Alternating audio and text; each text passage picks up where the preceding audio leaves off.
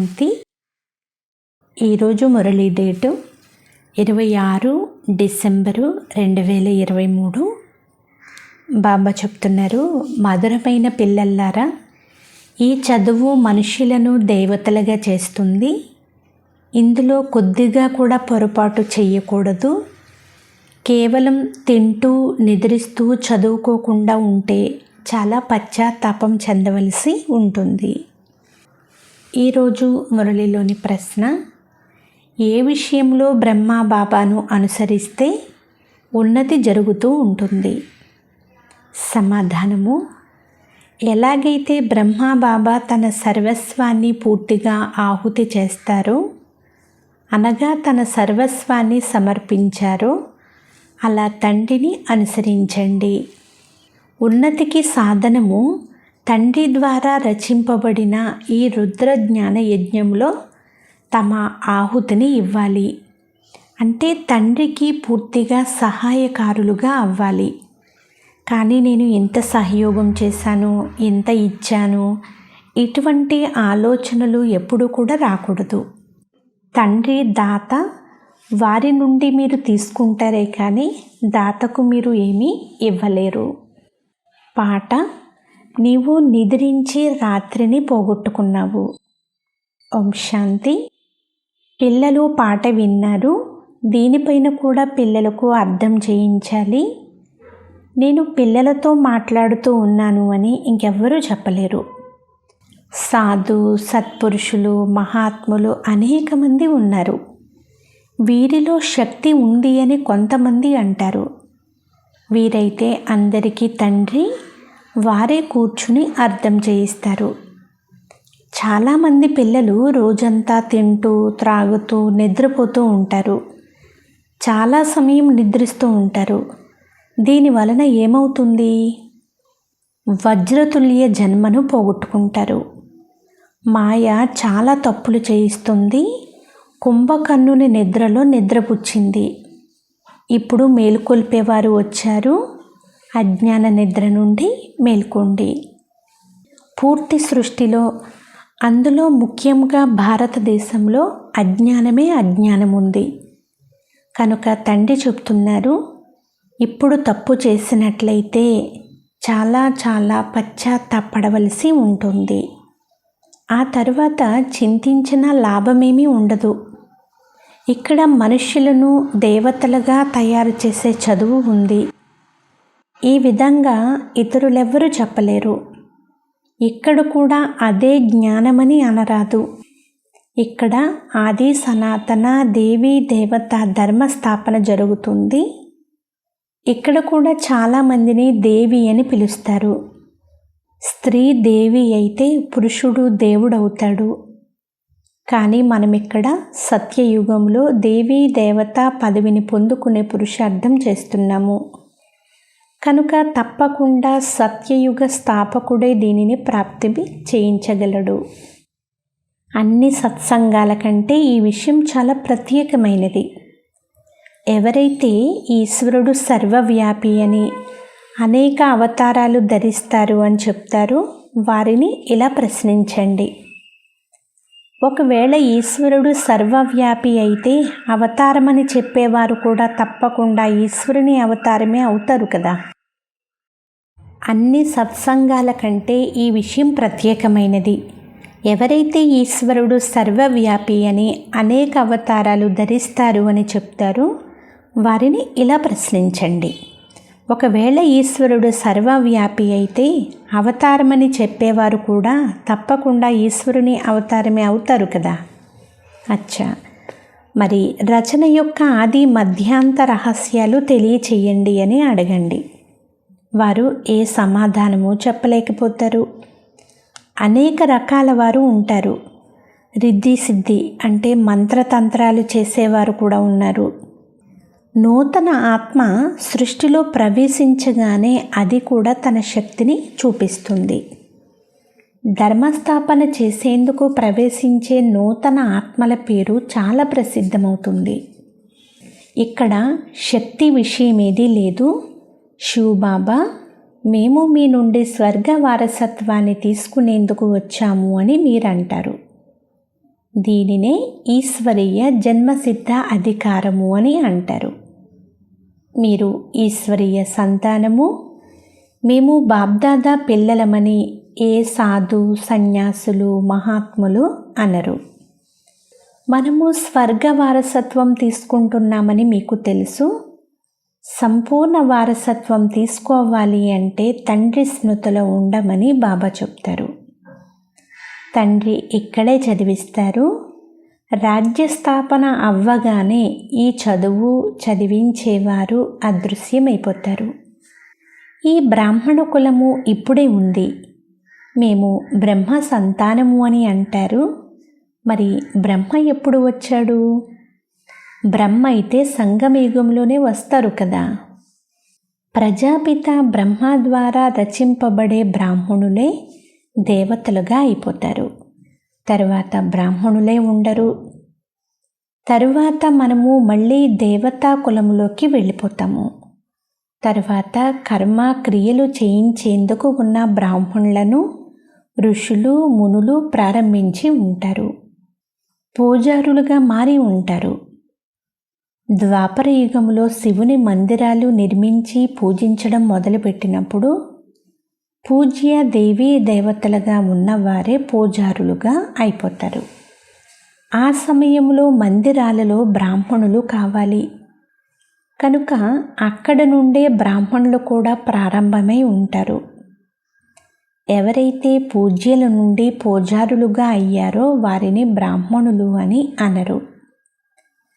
మందిరాలలో విగ్రహాల ముందు బ్రాహ్మణులు తప్పకుండా ఉంటారు కనుక ఆ సమయంలో ఆ బ్రాహ్మణులు కూడా వెలువడి ఉంటారు.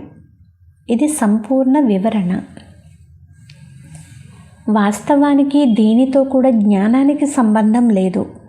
జ్ఞానం కేవలం మన్మనాభవ అని చెప్తుంది. శివబాబాను స్మృతి చెయ్యమని పిల్లలైన మీకు చెప్పబడుతుంది. కేవలం స్మృతి చేసినంత మాత్రాన లక్ష్మీనారాయణలుగా అవుతారా? అవ్వరు. మళ్ళీ చదువు కూడా ఉంది కదా. ఎంత ఎక్కువగా సర్వీసు చేస్తారో అంత ఎక్కువ ఉన్నతమైన పదవిని పొందుతారు. అంత నోటిలో బంగారపు స్పూను ఉంటుంది. నూతన ప్రపంచముగా అయ్యేందుకు మార్పులు చేర్పులు అవ్వడానికి సమయమైతే పడుతుంది కదా. వినాశనం తర్వాత స్థాపన అవుతుంది. కలియుగం తర్వాత సత్యయుగం వస్తుంది. భలే భూకంపాలు మొదలైనవి జరుగుతూ ఉంటాయి. కానీ అనేక ధర్మాలు వినాశనం అవ్వాలి. డ్రామా పూర్తి అవుతుంది. మనం ఇప్పుడు బాబా వద్దకు వెళ్ళి మళ్ళీ నూతన ప్రపంచంలోకి వస్తాము. మనము ఈ సమయంలో ఈ యజ్ఞ బ్రాహ్మణులుగా అయ్యాము. 5000 సంవత్సరాల క్రితం వలె శివబాబా ఈ రుద్ర యజ్ఞాన్ని రచించారు. ఇది చాలా పెద్ద యజ్ఞము.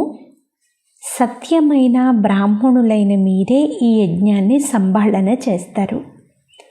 ఆ బ్రాహ్మణులైతే స్థూలమైన యజ్ఞాలను రచిస్తారు. ఏవైనా ఆపదలు మొదలైనవి సంభవించాయి అనుకోండి, అప్పుడు ఆ యజ్ఞాలను రచిస్తారు. సత్యయుగంలో గురువులు మొదలైన వారి అవసరం ఉండదు. సద్గతి అవసరమైనప్పుడే గురువు కావాలి. ఇప్పుడు ఇక్కడైతే లెక్కలేనంతమంది గురువులు ఉన్నారు. ఇన్ని వేద శాస్త్రాలు మొదలైనవి ఉండి కూడా భారతదేశం యొక్క గతి ఇలా ఎందుకయింది? 5000 సంవత్సరాల క్రితం వలె మనుష్యులందరూ కుంభకర్ణుని వలె గాఢ నిద్రలో మునిగి ఉన్నారు అని మీరు వ్రాయవచ్చు. అందరూ నిద్రిస్తారు, కానీ ఇది అజ్ఞాన నిద్ర. సద్గతినిచ్చే గురువులు ఎవరూ లేరు. మరిప్పుడు వెలుగునిచ్చేవారు ఎవరున్నారు? పరంపిత పరమాత్మ లేకుండా వెలుగు రాజాలదు అని పిల్లలైన మీకు అర్థం చేయించబడింది. ఇప్పుడైతే ఎంతమంది గురువులున్నారు, అయినా అంధకార రాత్రిగా దుఃఖం ఎందుకుంది? సత్యయుగంలో అయితే అనంతమైన సుఖం ఉండేది. ఇప్పుడు భగవంతుని శ్రీమతం లభించినప్పుడే సుఖం లభిస్తుంది. రావణుడే భారతదేశాన్ని పతితంగా దుఃఖితముగా తయారు చేశాడు. ఈ కామ మహాశత్రువును జయించమని తండ్రి చెప్తున్నారు. పవిత్రత ప్రతిజ్ఞ చేసినప్పుడే నూతన ప్రపంచానికి అధిపతులుగా అవుతారు. పవిత్రముగా అవ్వండి అని గురువులు ఎప్పుడూ చెప్పరు. సంపూర్ణ ప్రకాశాన్ని పొందుకున్న మీరు వెళ్ళి వారిని అనంత సుఖంలో ఉన్న భారతదేశం ఇప్పుడు ఎందుకు ఇంత దుఃఖితంగా అయింది అని ప్రశ్న వేయండి. మనమే దేవతలుగా అవుతాము అని పిల్లలైన మీకు తెలుసు. సన్యాసులైతే వెంటనే ఇల్లు తలుపు వదిలి పారిపోతారు. ఆ సన్యాసులు పావనమైన వారు అని అంటారు. పావనముగా అయ్యేందుకు పురుషార్థం చేస్తున్నామని వారు చెప్పరు. మీ విషయమే ప్రత్యేకమైనది. సన్యాసులందరూ పవిత్రంగా ఉంటారని అనుకోకండి. స్థితి గట్టిపడేంత వరకు బంధుమిత్రులపైకి బుద్ధియోగం వెళ్ళిపోతూనే ఉంటుంది. దేహ సహితంగా దేహ సర్వ సంబంధాలను మరచిపోండి అని మీకు చెప్పబడింది. అది ఎంత కష్టం అనిపిస్తుంది. సన్యాసులను మీరెప్పుడు సన్యసించారు, మీ లౌకిక పేరేమిటి అని అడిగితే ఇటువంటి విషయాలు అడగకండి, వాటిని గుర్తెందుకు చేయిస్తారు అని అంటారు. కానీ కొంతమంది కారణం చెప్తారు కూడా. అటువంటి వారిని మీరు వెంటనే అందరినీ మర్చిపోయారా లేక గుర్తుకు వస్తున్నారా అని అడగండి.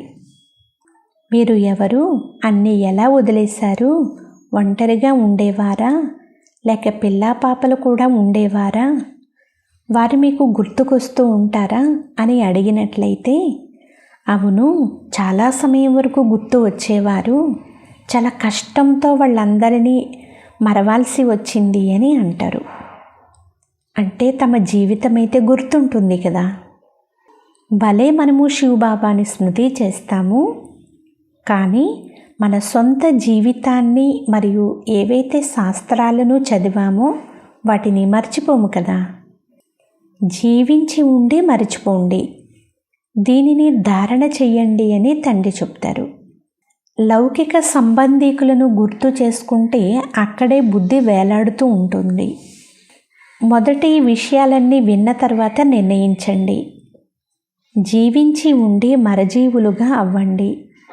ఇతరులెవ్వరి మాట వినకండి. మనము మన పూర్తి జీవితాన్ని గురించి చెప్పగలము. ఈ ప్రపంచం సమాప్తం అవ్వనున్నది అని మనకు తెలుసు. సేవా కేంద్రాలు వృద్ధి అవుతూ ఉంటాయి. ఎవరైతే మమ్మ బాబా అని అంటారో వారు బ్రాహ్మణులుగా అవుతారు. ఇప్పుడు హే ఆత్మల్లారా అని తండ్రి చెప్తున్నారు. ఆత్మయే మాట్లాడుతుంది. మీరు ఎవరు అని మిమ్మల్ని ప్రశ్నిస్తే నేను ఆత్మను చదువుతున్నానని వెంటనే చెప్తారు. ఈ జ్ఞానం ఇప్పుడు మీకు లభించింది. మీ ఆత్మ ఈ కర్మేంద్రియాలతో చదువుతుంది. ఆత్మ మరియు శరీరము రెండు ఉన్నాయి. ఆత్మయే శరీరాన్ని తీసుకుంటుంది, మళ్ళీ వదులుతుంది. సంస్కారాలను ధారణ చేస్తుంది అని మీకు ఇప్పుడు తెలుసు.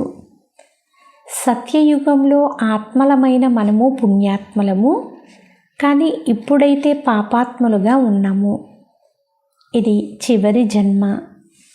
పరమాత్మలో ఏ జ్ఞానమైతే ఉందో దానిని ఇప్పుడు ఆత్మలమైన మన చేత తండ్రి చదివిస్తున్నారు. మిగిలిన మనుష్యులంతా ఘోర అంధకారంలో ఉన్నారు. శాస్త్రాలు మొదలైనవన్నీ భక్తి మార్గానికి చెందినవి. వాటిని జ్ఞానము అని అనరు. జ్ఞానము పగలు, భక్తి రాత్రి. గీతా రచయిత ఎవరు? వారు ఎప్పుడు వచ్చారు? గీత ఎప్పుడు లభించబడింది అని మీరు ప్రశ్నించవచ్చు. బాబా కూడా వ్రాస్తూ ఉంటారు. దానిని గురించి మీరు మననం చేయాల్సి ఉంటుంది. ఇలా మీ బుద్ధిలో ధారణ చేస్తూ ఉంటే మీ ఉన్నతి అవుతూ ఉంటుంది.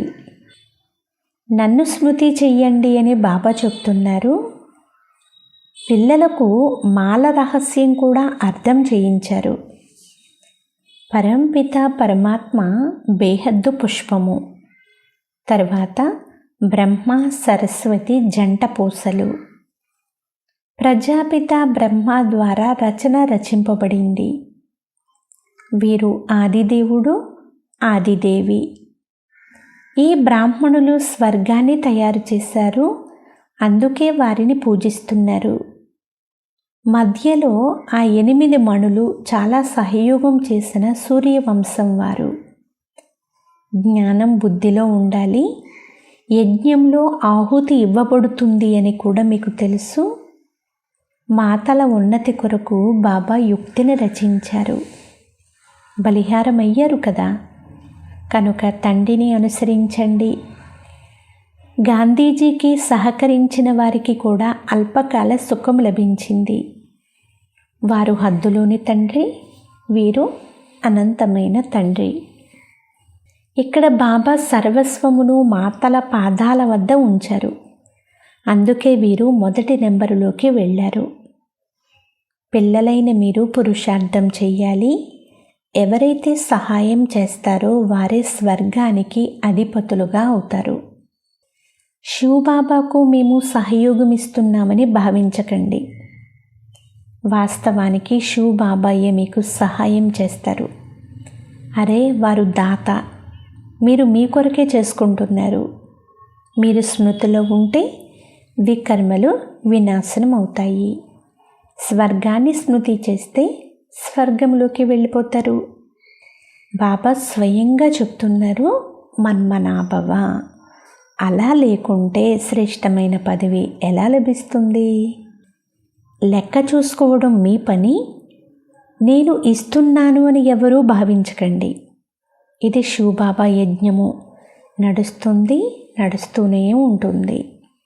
మేము కేవలం భారతదేశాన్ని మాత్రమే కాదు, పూర్తి విశ్వమంతటా కూడా తండ్రి సహయోగంతో మా రాజధానిని స్థాపన చేసుకుంటున్నాము అని బ్రాహ్మణ పిల్లలైన మీ హృదయంలో ఉంటుంది. మేము మళ్ళీ పవిత్రముగా అయ్యి భారతదేశాన్ని స్వర్గంగా చేసి రాజ్యం చేస్తాము.